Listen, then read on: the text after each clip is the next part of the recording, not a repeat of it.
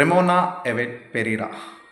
So ఇప్పటిదాకానైతే మీరు Bharatanatyam video clip చూసారు కదా, ఈమె.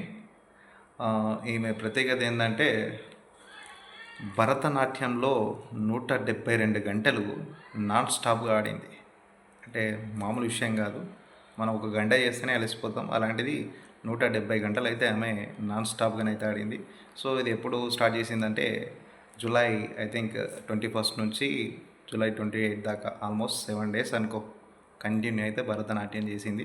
సో ఈమె ఏం చేస్తుందంటే డిగ్రీ ఫైనల్ ఇయర్ బిఏ అనేది చదువుతుంది. ఈమె ఎక్కడ అంటే బెంగళూరుకు సంబంధించిన అమ్మాయి. సో గ్రేటే ఈ ముచ్చట చెప్పాలంటే. సో ఫైనల్గా ఈమె గురించి చెప్పాలంటే ఏంటంటే golden book of world records కైవసం చేసుకున్న మొదటి అమ్మాయి కూడా ఈమెనే అన్నట్టు. సో ఇలాంటి వాళ్ళని అయితే మనం ఎంకరేజ్ చేయాలి.